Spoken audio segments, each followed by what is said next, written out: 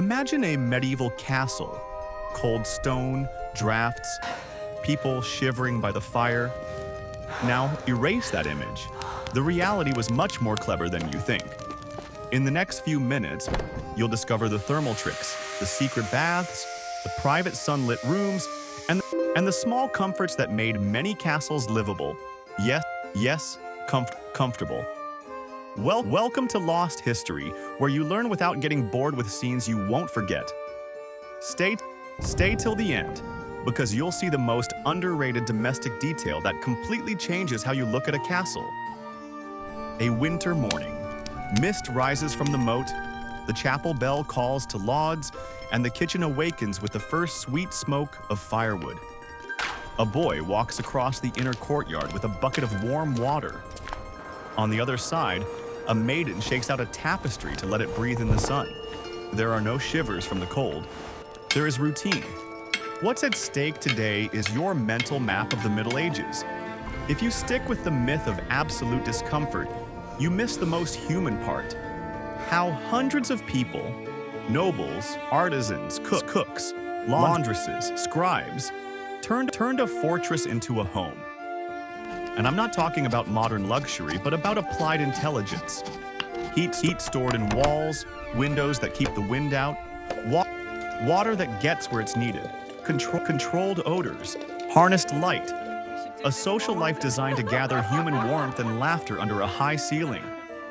In a moment, you will discover the simple method by which a stone room could become surprisingly cozy. For centuries, we've repeated the caricature. Icy, damp castles. Yes, there were cold rooms, exposed walls, harsh nights. But daily life doesn't happen on the ramparts. It happens in the heart of the castle, where architecture bends in favor of the people. Look at the Great Hall. Before the rise of tall chimneys, the fire burned in a central hearth. The smoke rose and exited through louvers or lanterns in the roof. When chimneys with hoods and flues arrive, the heat is channeled, smoke is reduced, and the walls begin to take advantage of a vital quality, thermal mass. Thick walls that absorb heat during the day and release it slowly as evening falls. Cold? There are also heavy curtains hanging from beams and large tapestries that don't just tell stories, they block drafts and dampen echoes. Here's the part almost no one tells you. A well-hung tapestry changes the acoustic and thermal climate of a room. The sun comes in where it should. In the residential tower, the solar is the favorite room, windows facing the best daylight, wide stone benches with cushions by the stained glass, rugs, fur blankets. On the windowsill, a beeswax candle lets a golden tear fall. Beside it, a wooden cup is warm from the wall's proximity. And further down, the guts that make comfort possible. Separate bakeries, so the oven doesn't burn down the house. Cool cellars where wine rests at a constant temperature. Pantries, where the air circulates just right. The incredible part comes now. Far from being simple stones, castles are slow, climatic machines designed with common sense and accumulated experience.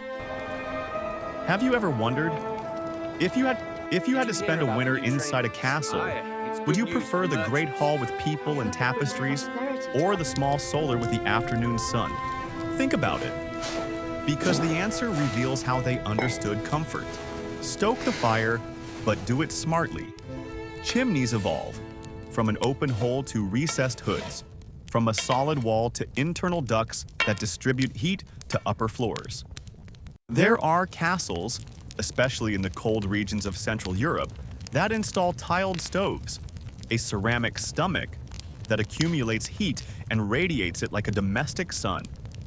It's not fantasy, it's firewood savings and thermal consistency. Windows are not wounds for the wind, they are filters. When there's a budget, leaded glass arrives in small pieces, quarries, forming diamond patterns. Where not, stretched animal hides, greased fabrics, or internal wooden shutters are used. Inside, drapes. Outside, shutters. The result: light yes, draft no. In a moment, you will find out why glass, even in small pieces, was a comfort revolution. Clothing also warms the house. I'm not talking about bundling up. I'm talking about dressing the castle. Tapestries on walls, furs on benches, cushions on stone seats, carpets in high-traffic areas. And the floor, it's not always dirty straw. They use rushes and aromatic herbs, wormwood, lavender, mint, which are renewed. They absorb moisture, perfume the air, and, when changed, take some of the dirt with them. Surprised? Here's the part almost no one tells you. The living floor of herbs wasn't neglect, it was low-cost technology. Let's get to the uncomfortable part that almost no one talks about without falling into caricature: the toilets and latrines.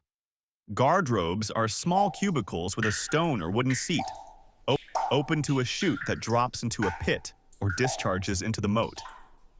They are located on outer walls to ventilate and to let gravity do its work. Can you smell it? They could too, which is why there are vents and smart placements.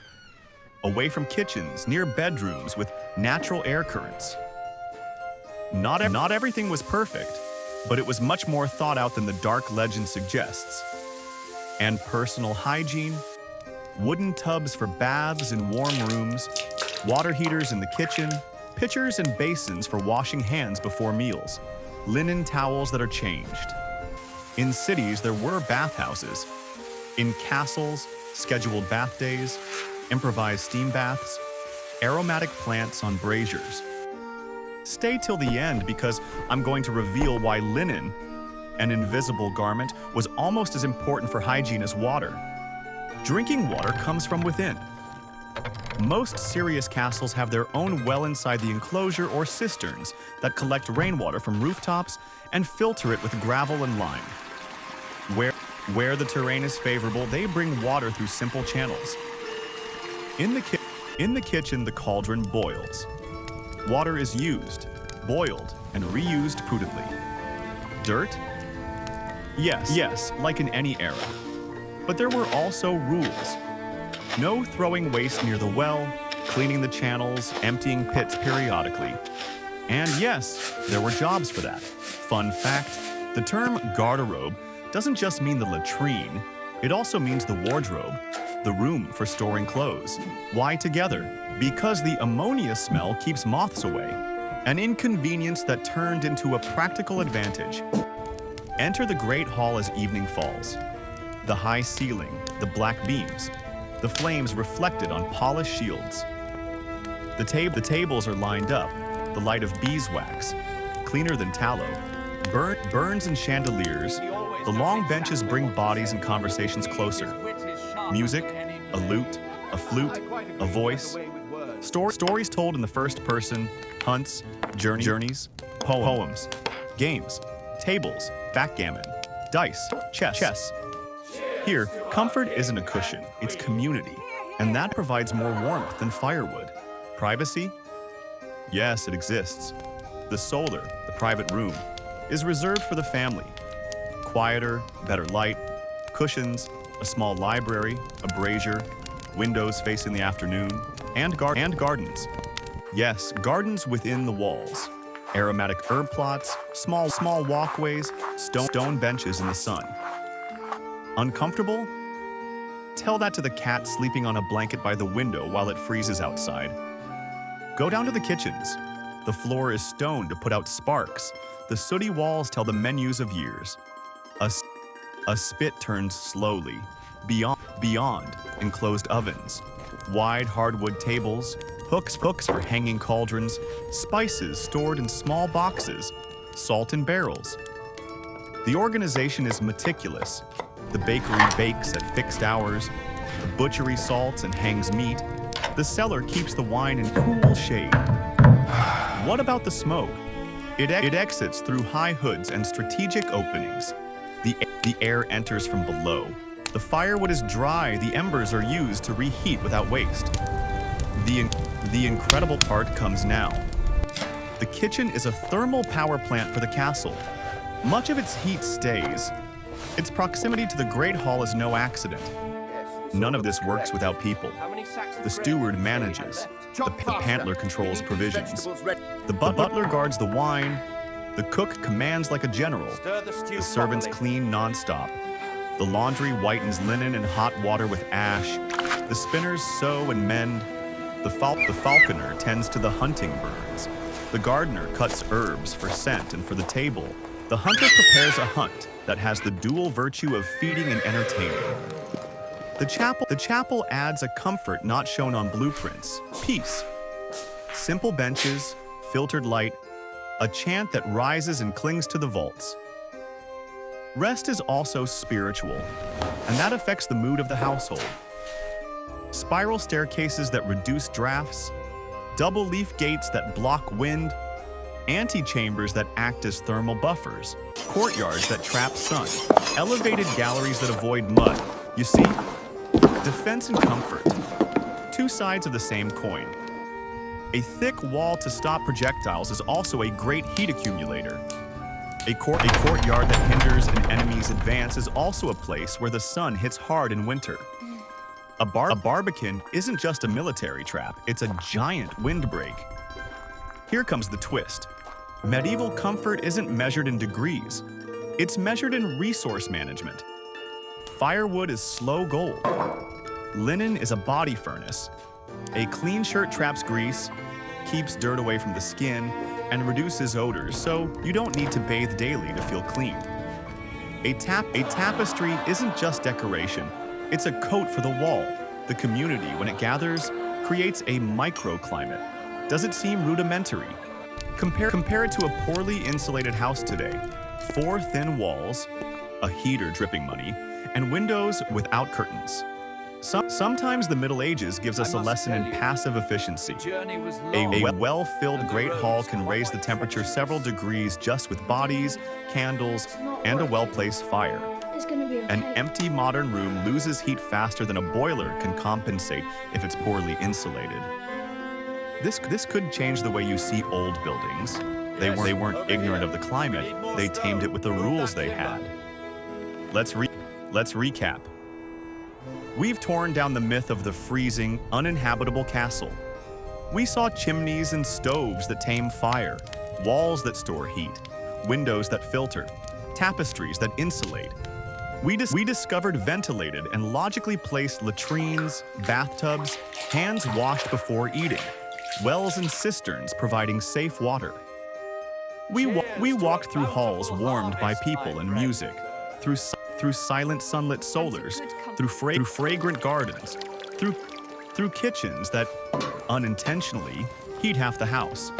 We learned about the invisible jobs that make comfort possible and understood that military architecture also protects from the weather. Here is your reward for staying, the humble secret of linen.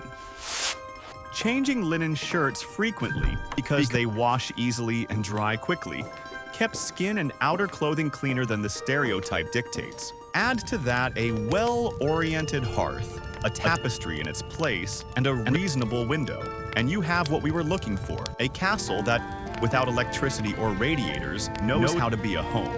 Imagine stepping out at dawn into the cold courtyard, crossing the threshold of the Great Hall, and feeling the change, the smell of bread, a murmur of voices, a warm wall to the touch, soft light filtered through a leaded glass pane.